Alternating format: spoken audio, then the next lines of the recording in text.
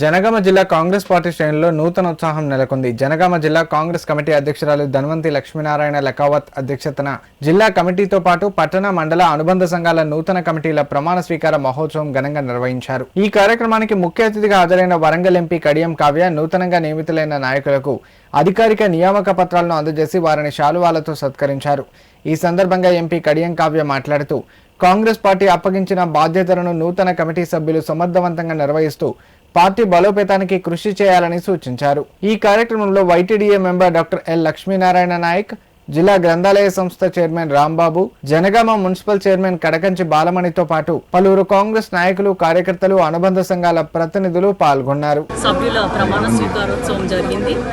దీనికి మన ఎమ్మెల్యే గారు వచ్చారు, పాలకుర్తి ఎమ్మెల్యే గారు, నేను మరియు ఇక్కడ ఉన్నటువంటి మన డిసిసి ప్రెసిడెంట్ ధన్వంతి గారు, తర్వాత ఇతర సభ్యులందరి సమక్షంలో ఈరోజు చాలా మంచిగా అందరూ కూడా ప్రమాణం చేయడం జరిగింది. కాంగ్రెస్ పార్టీ బలోపేతానికి పనిచేయాలి. ఇప్పుడు ఆల్రెడీ జనగామ జిల్లాలో 2 కాంగ్రెస్ పరంగా ఉన్నాయి, స్టేషన్ గన్పూర్ మరియు పాలకుర్తి. రానున్న 2029లో కాంగ్రెస్ పార్టీ జెండా పూర్తిగా జనగామ జిల్లాలో ఉన్నటువంటి 3 అసెంబ్లీ సెగ్మెంట్స్లో ఎగరాలి. ఆ విధంగా మనమందరం కూడా రాహుల్ గాంధీ గారి సైనికులా పనిచేస్తూ 2029లో రేవంత్ రెడ్డి గారు ఇక్కడ సీఎం అవ్వాలి, అక్కడ మన రాహుల్ గాంధీ గారు ప్రధానమంత్రి అవ్వాలని తెలియజేస్తూ అక్కడ కేంద్రంలో బీజేపీ చేస్తున్న అరాచకాలు కూడా వివరించడం జరిగింది.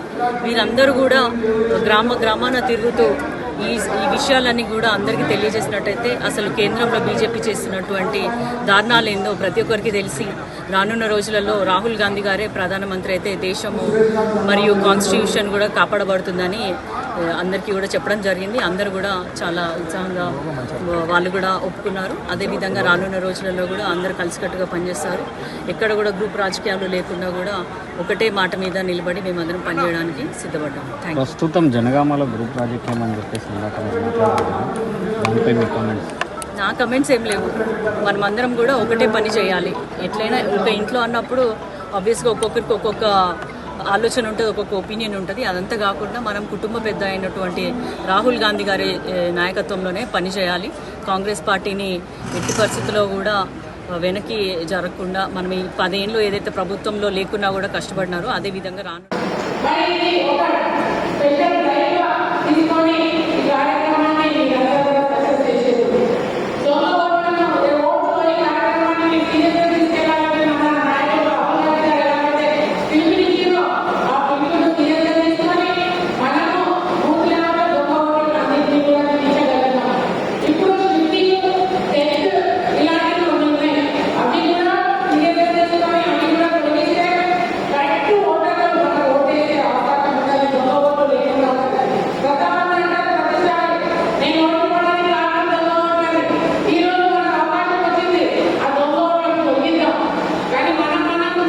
ఏదో గొడవ పెట్టుకొని ఏదో డీసీసీగా ధర్మంతి వచ్చింది